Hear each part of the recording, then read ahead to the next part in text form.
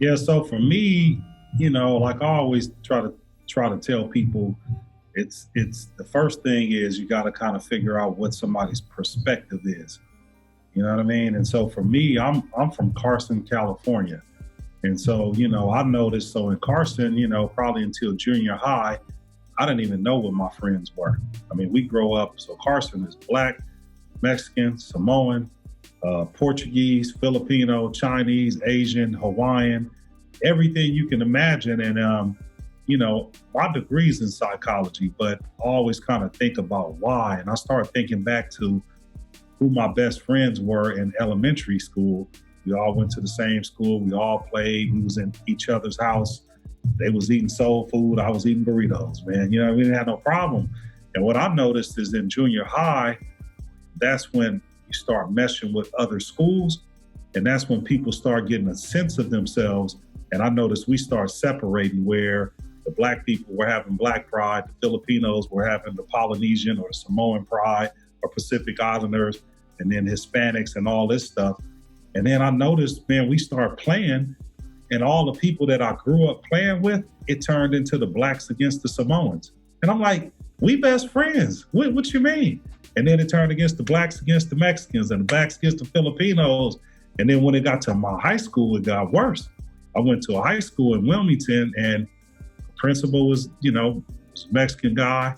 Our head coach was Mexican. Our basketball coach, he was probably about 85% Hispanic, or about 80, 15% black, and then the rest, or 10 or whatever. It was mixed up, but, it was weird. And then it's like, then when you get older, you go back to all them friends that you had and you be wondering, like, what happened?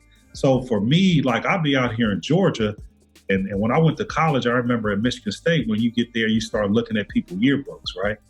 My yearbook looked crazy because it's all kind of people. I would look at my teammates, and I said, man, you went to all black school? The private? No, it's public school. All black, 100%. And Georgia's like that. Like when I'm out here in Georgia, I always be like, man, we party where it's the same club, but if you go in there on the wrong night, it's the wrong night. Wednesday night might be black night.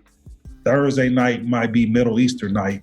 Saturday. So in Atlanta, we have all the different races, but we don't do anything together. It's still kind of segregated, like, okay, well, the black people go here and eat, the white people go here and eat, or whatever. So it's weird.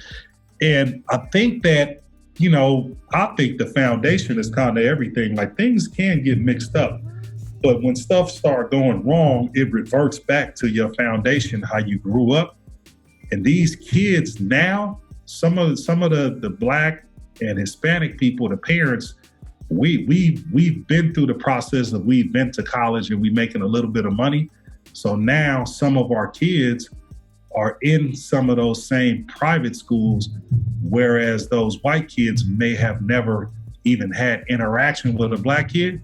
And now they're able to see that, man, these people live just like me. They go to gymnastics, they take music lessons, they in our swimming class, they on my softball team, they celebrate the same way, they in my neighborhood.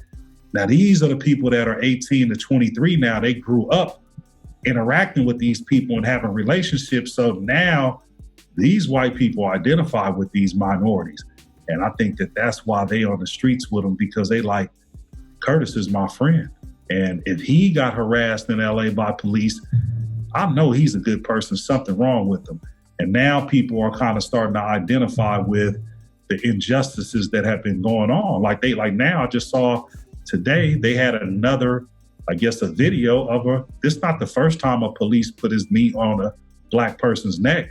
So now you're going to start seeing a whole bunch of footage of, of people saying that this happened to them or whatever. So, where we're at, I'm so proud of the young people. And I'm like, I don't want to see anybody old on TV taking credit for what them young people did, because them young people, they went out there, they told them to go home at 8. They said, hell no, we staying out here.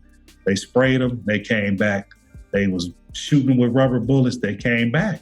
You know what I mean? And they got to the point where they didn't want to deal with it. They had to realize what was going to make these people go away. Well, you have to charge these people. And so I'm so proud and happy and thankful that others lent their voices to what was going on and validated it. You know what I mean? It took a long time, but I mean, it was good to see. And I do want to say one thing about it too, where in my opinion, I sit back and I kind of look at where the glitches in the matrix. And if there's anybody of my age or our age, well, I tell people I lost my wife. She was 35, man, tragic. And my nephew that was 8. And one thing that I learned is that people grieve or people deal with pain differently.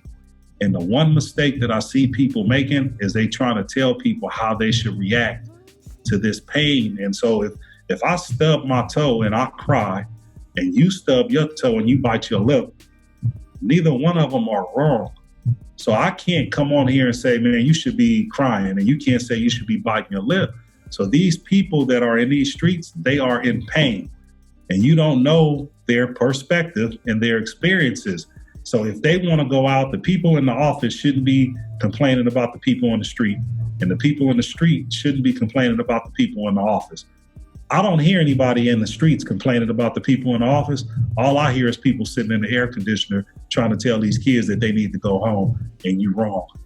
I mean, unfortunately, you know, it's going to be, for change, it's going to be uncomfortable. I mean, it was, if they didn't feel the threat of these young people, not to say it was good, but I mean, this particular time, police got shot, police got ran over, people got hurt. And you don't think, you think the black people voluntarily came over here from Africa to be slaves? They beat the people up and chained them and was throwing them in the ocean to get what they wanted. So it's like, you know, it's not, you know, it's not the first approach. We exhausted all other methods. So that's what it was going to take to get people to pay attention. And, you know, you don't want the black kids or the black people getting killed on the streets, and we don't want the white officers getting killed. But a point had to be made.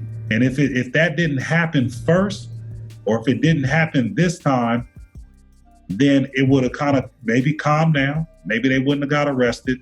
And then it might have happened when they announced the verdict. But now they have it in the back of their head. It's kind of like, man, if you steal something from my house, and I just talk to you, you're going to be like, well, that's the ramifications of me stealing from his house.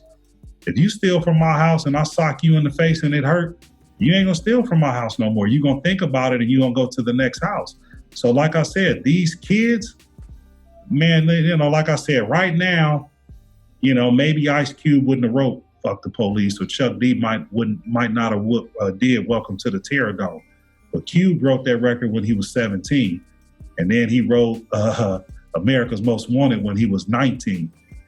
In my opinion, the people of my age who are established, who have connections and wisdom and a little bit of money, we should be spending the money to support these people that's out on the streets. Now, we should have conversations in private with these kids about how they should move and how we can help them.